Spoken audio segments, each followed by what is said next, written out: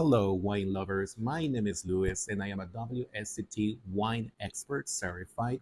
And today we are going to talk about a fascinating region in the southeast of France, and that's Cahors. We're going to be talking about specifically about Malbec. So let's jump right into the story. So let's talk about the region first. Cahors is located in the southeast of the country and is famous for having a continental climate, meaning that it has long sunny days and then it has long cold nights. Not only continental, but it also has the influence of the Mediterranean climate, which is perfect for the growing of the grapes. This region is also located ideally by the Lot River, which is perfect for these grapes to find a source of water. We're going to talk about that later on. When it comes to grape varieties, we need to mention the three most important grapes in this region. We got, of course, Malbec, which is the star, but we also have Merlot and Tannat being produced. The last one actually is produced in a very low number. It's not really a big deal in this area, but undoubtedly is used to boost the astringency of the grapes when needed. Let's talk about some history before, because Malbec history is between sad and extraordinary, in my opinion. So for this, we need to bring a famous name, Michel M. Puget. This is a French person who was called to go to Chile in around 1840 to launch the wine industry, which succeeded, and he then got back to France, and then he was called again around 10 years later, meaning in 1850, to do the same mission that he had done in Chile, which was basically to launch the wine industry in Argentina. Just as he did in Chile, he took the same Bordeaux varieties, Carmenere, Cabernet Sauvignon, Merlot, but he decided to take Malbec. And the rest is story. We all know that Malbec found the altitude that was lacking in Cahors, and it's nowadays the star grape variety of Argentina. You cannot talk about Argentina without thinking about Malbec if you are a wine lover just like me. And so after Malbec had taken the Argentina and all of the regions like Mendoza and Salta, tragedies happened in France, and if it hadn't been for this idea of taking Malbec overseas, then Malbec wouldn't be the great variety that we all know nowadays. Because after that happened, France was impacted big time by Phylloxera, which destroyed a vast variety of vineyards, not only in Bordeaux but in Cahors, which was severely devastated by this.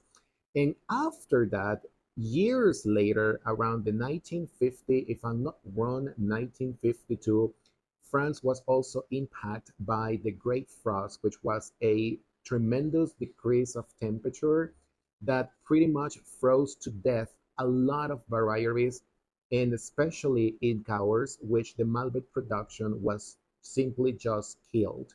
So imagine again if Mr. Puget hadn't gone to Argentina and if he hadn't tried to grow Malbec in the region, maybe we wouldn't have the opportunity to grab Malbec as we do nowadays. So let's talk about the distribution of the region, which I actually find very fascinating. So I'm going to be leaving a drawing which explains, in my opinion, how it works. And if you take a look, we got the Lot River, but then after the river, we got three different types of ground. So the first one, which is very close to the river, are called the terrace. We got the first terrace, the second terrace, and the third terrace.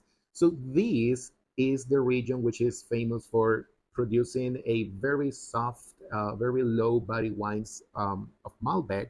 And it's because the area here, the vineyards have the ability to find water really easily, so they don't really have to struggle to get the nutrients that they need.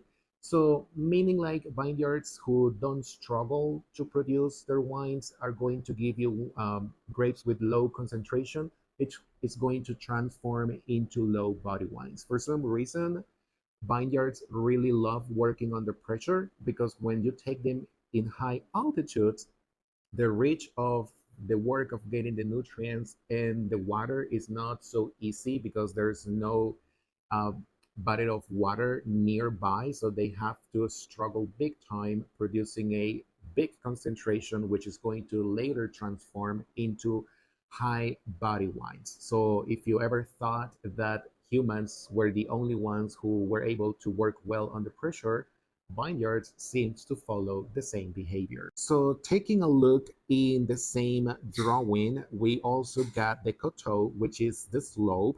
Over here, things start getting a little bit interesting because you will find the ground a little bit harsh for vineyards, so they have to struggle. But then you have the plateau, which is the top of the mountain or the top of any other elevation in the nature. And over here, it's what I just mentioned before. There's no easy access to nutrients or water, so vines really have to do a lot of work to be able to survive. So the concentration is going to be higher. And if you are looking for very high astringent wines, then you need to find the Malbecs from the plateau area and the coteau area. If you love easy drinking wines, then you need to find the wines really close to the river, which is going to be from the first, the second, and the third terrace. So we finally have the tasting, and I decided to taste, well, not really my choice to be honest, because this is the only wine I was able to find in my country that comes from Cahors and not from Argentina. But I was reading a little bit about this one and I love the story. So this actually comes from the Vigoro family, which is a important family in the region, especially George Vigoro, who was the responsible for actually bringing back to life Malbec after it was affected by Phylloxera and the Great Frost.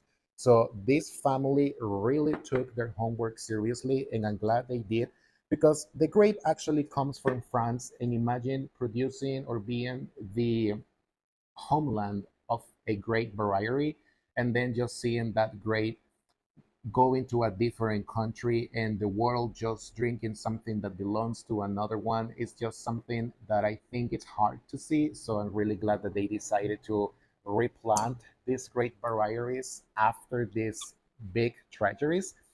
And I read that Pigmenton, which is the wine that I'm going to taste today, is actually the affordable line for those people who don't want to invest a lot of money. And then this actually comes from the terrace area.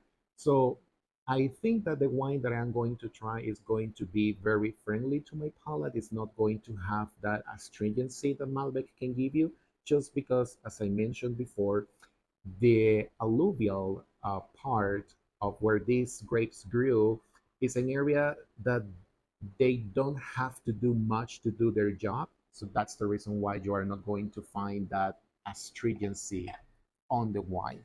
So let's see how this one goes. Okay, so let's start with the color.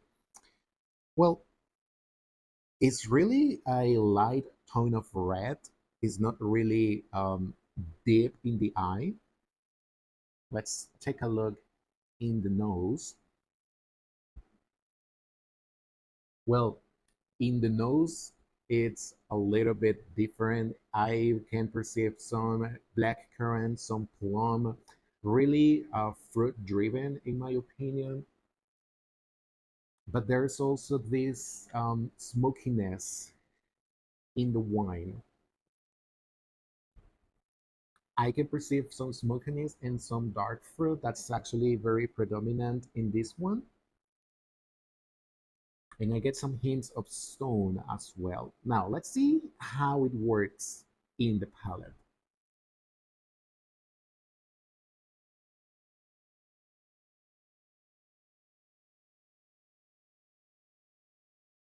Okay, so just as expected, it's really a low body wine. It's very fruit driven in the palate too. So the same aromas that you could feel are the aromas that you are going to taste. It's not strong at all. It's very easy to drink.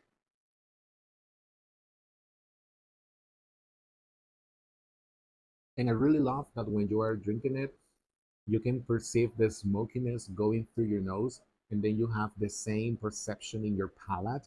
It really works beautifully, in my opinion.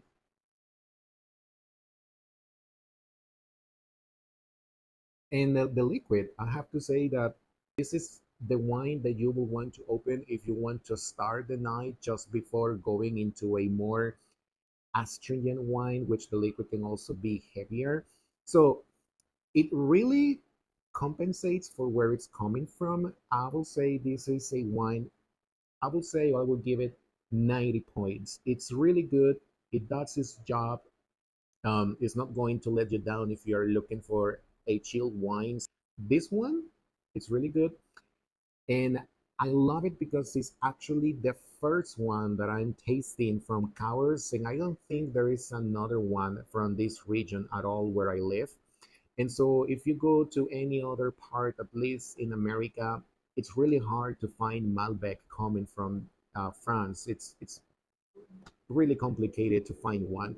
Mendoza, Argentina, Salta have taken over the market. So I really love finding something new, and I love actually recording myself trying something that I haven't gotten at all before. So if you like this content and if you enjoy the video or learn something, I really hope that you can subscribe to my channel. I'm barely starting to make some content, but I hope I can do some more. And your support by liking, commenting really means a lot to me to keep on going with this type of content. Thanks so much for your time, and I'll see you next time.